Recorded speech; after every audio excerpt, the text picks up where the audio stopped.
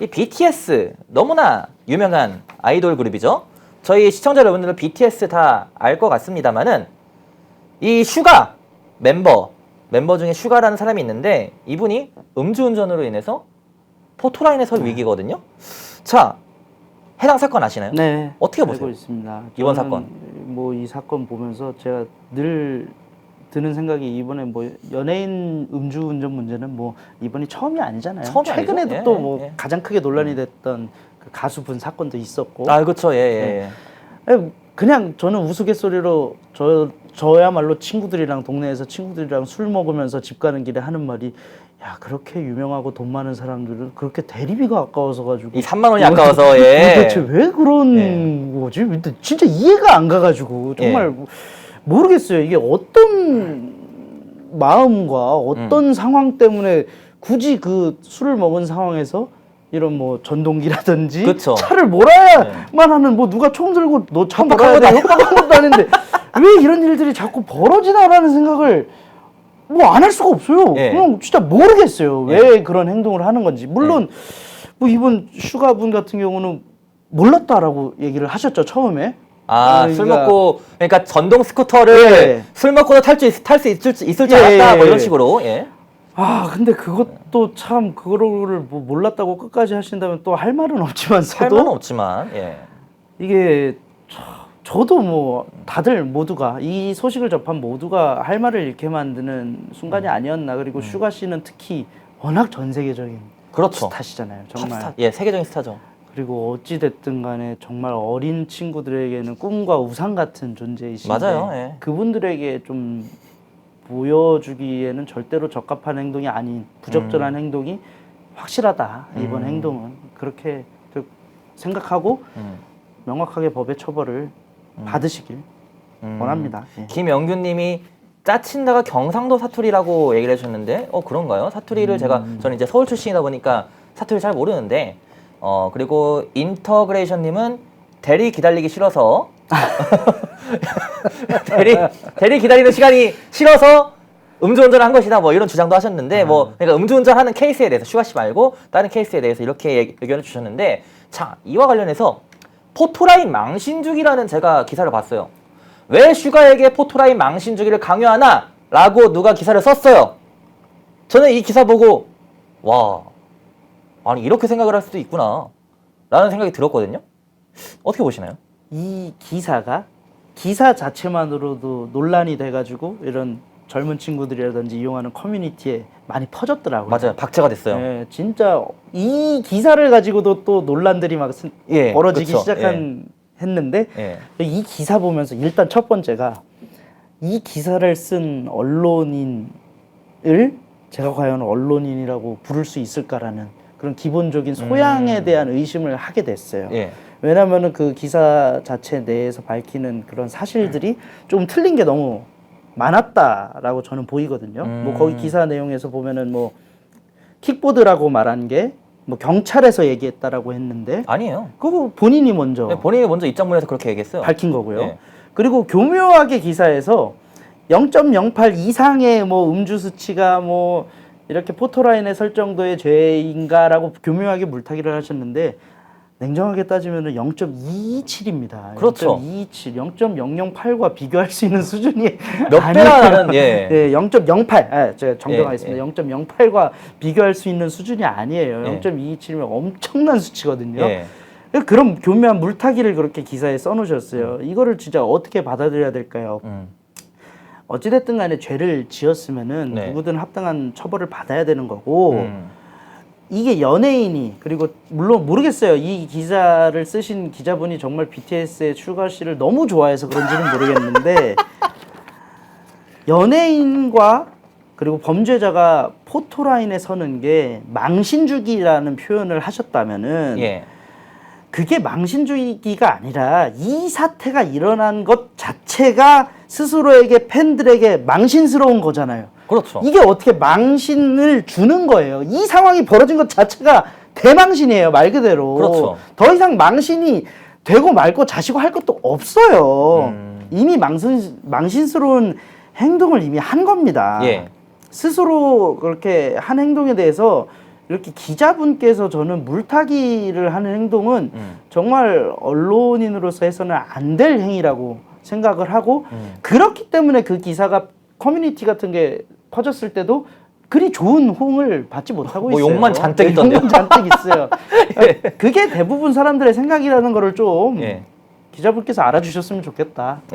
참 제가 그러니까 또 이것도 그렇고 음주운전이요. 아까 많은 분들이 얘기해 주셨는데 뭐 대리 기다리는 시간이 싫어서 음주운전한다는 의견 주신 분이 있는데 자 이재명 대표가 지금은 대표 후보죠. 민주당 대표 후보인데 음주운전 전과를 비롯해서 전과 사범입니다. 지금 그리고 또 재판을 많이 받고 있고 아까 언급해 주셨던 김호중 씨도 음주운전으로 최근에 엄청 난리가 났었잖아요. 자, 이런 것처럼 이 음주운전이 정치계에도 연예계에도 뭐 다방면에서 스포츠계에도 다방면에서 좀 인지도 있는 사람들이 음주운전으로 무리를 빚는 경우가 잦아요. 그렇다면은 결국에는 이 음주운전에 대한 처벌 수위를 좀 높이면 음주운전이 좀 줄어들까요? 어떻게 보세요? 당연하다고 생각을 처벌 하고요. 수위를 높이면? 네, 저는 예전부터 그 생각 말씀해주신 그런 논리와 생각에 대해서는 당연히 찬성을 하는 입장입니다. 어찌됐든 간에 처벌 수위가 저는 기본적으로 음주, 마약 등등 뭐 폭력이라든지 이런 것들에 있어서는 형사적 처벌 수위가 지금보다는 훨씬 더 높아져야 된다라고 생각을 하거든요. 이게 결국은 그 예전부터 저희가 또 이것도 하나의 프레임이었고 맨날 논란이 될 때마다 프레임에 저희가 당했다고 생각하는데 항상 느끼는 게 그 범죄자의 인권 문제 프레임, 범죄자의 인권 프레임이라는 게 정말 잘 짜여졌어요. 그게 되게 논리적으로 굳건한 것처럼 마치 포장이 돼가지고 이런 것들 형사적인 처벌 기준을 높이려는 시도가 있을 때마다 막히는 언론이라든지 이런 여론으로 인해서 막히는 일들이 벌어졌는데 저는 단언컨대 범죄자에게 인권에 대해서 논의를 하는 거는 정말 잘못됐다. 그러니까 그분들이 인권이 없어서야 된다가 아니라 범죄자의 인권이 그런 형사적 처벌 기준을 높이는 거에 대해서 반발이 되는 무기로 쓰이면 안 된다라고 생각하는 거예요. 범죄자의 인권이 존중되는 것과 그분이 범죄를 저지른 사실, 그로 인해서 합당한 형사적 처벌을 받는 사실은 전혀 별개적인 사실로 봐야 된다라는 거죠. 근데 이거를 꼭 마치 같이 항상 보면은 엮여가지고 맞아요. 이런 형사적인 처벌 논의가 일어날 때마다 안 되고 계속 작게 축소되는 일들이 벌어지는데 저는 이 문제가 꼭 해결이 되었으면 좋겠고 그런 거를 희망하는 사람입니다. 저는 정말 그리고 어찌됐든 간에 저희가 법이 뭐 소급 적용은 안 되잖아요. 지금까지 뭐 음주운전을 했던 분들까지 뭐 이 법이 바뀐다고 해가지고 뭐 처벌을 더 해달라 뭐 이런 거는 말도 안 되는 논리라고 생각을 하고 하지만 저희는 앞으로 미래를 논해야 되는 세대잖아요. 그랬을 때는 분명히 이런 형사적 처벌 기준이 분명히 손을 봐야 된다. 특히 음주같이 어찌됐든 간에 저는 음주를 한 것 자체가 살인 가해 행위 그러니까 미수 행위랑 거의 준하다고 생각하는 사람이기 때문에 그 부분에 있어서 꼭 많은 국회의원분들이 좀 전면에 나서서 이번 22대 때 뭐 탄핵이랑 청문회만 하지 마시고 그런 것들 논의를 좀 한번 해봐 주셨으면 좋겠다 이런 말씀 드리겠습니다. 조론한불님도 지금 피해자의 인권이 더 중요하다. 그리고 김서연님도 옳습니다. 범죄자의 인권은 처벌받은 후에는 따져볼 일이다. 맞는 말이죠. 범죄자의 인권 미국 보세요. 미국이 범죄자의 인권 챙깁니까? 미국 교도소는요 되게 열악하게 일부러 열악하게 만들어 놨어요. 미국 교도소는요. 그러니까 그러면은 음주운전에 대한 처벌 형량을 뭐 어느 정도로 좀 높여야 될까요? 저는 개인적인 생각이지만은 음주운전에 대한 처벌은 면허 취소는 당연한 거고요. 그럼 면허 취소 일단 면허부터 다 뺐고 뭐 술을 한 잔 마셨든 두 잔 마셨든 그러니까 지금은 이 알코올 지수에 따라서 면허 취소냐 아니냐 이게 정해지잖아요. 그러지 말고 그냥 음주운전 맥주 한 잔 마시고 한 사람도 면허 그냥 다 뺐고 그 다음에 벌금 뭐 5천만 원, 1억 저는 억 단위로도 해야 된다 생각해요. 생계에 타격이 있을 만큼 그렇게 해서 범죄자들이 주는 돈으로 나라 살리고 이렇게 하면 되는 거잖아요. 저는 이렇게 봅니다. 어떻게 형량을 어느 정도로 생각하고 계세요? 저는 뭐 벌금을 강하게 부과하는 것도 좋다라고 생각을 하고요. 예. 그 벌어진 사건으로 인해 가지고 어떠한 피해 규모를 따져 가지고 지금은 산정을 하는데 네. 일단은 저는 그 피해 규모에 상관없이 말씀하신 것처럼 절대적인 기준치가 일단 확 높아져야 된다. 저는 극단적으로 생각을 하면은 극단적인 얘기지만 예. 면허가 음주운전으로 인해 취소된 사람을 어떻게 운전대를 다시 잡습니까? 그렇죠. 그 정도의 강력한 제재 규정이 있어야지 이게 정말 심각한 죄구나라는 걸 인식하고 조심을 하게 되지 않을까요? 네. 그러니까 그 정도의 강력한 제재가 있어야지 사실상 뭐 조금 이렇게 자본적으로 여유로운 분들이 그런 분들이 음주운전을 또 하시는 분들이 또 대다수가 있으신데 예. 그분들은 뭐 야씨 이왕 이렇게 된 거 뭐 벌금 내고 뭐 벌금 내고 말지. 예. 그런 얘기가 나오는 것 자체가 사실은 잘못됐다라고 생각을 그렇죠. 하거든요. 예. 그거 자체가 얼마나 이 음주운전과 음주를 바라보는 시선 자체가 왜곡돼 있는지를 알 수 있는 사례라고 생각하기 때문에 예. 그런 얘기가 안 나올 정도로 눈물 쏙 빼놓는 형벌 규정이 일단은 기본적으로 높아져야 된다. 그렇게 생각합니다.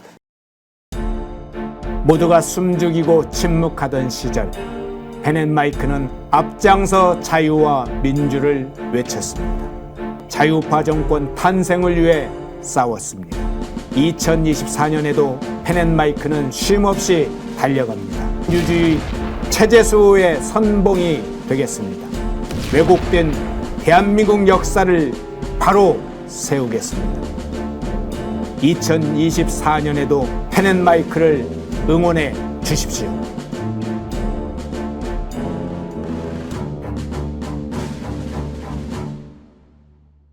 인터넷 검색창에 펜앤마켓을 검색해 주세요. 펜앤마켓은 펜앤드마이크 구독자분들을 위한 종합 쇼핑몰로 좋은 상품으로 온라인 최저가를 목표로 하는 마켓입니다. 많은 관심과 사랑 부탁드립니다.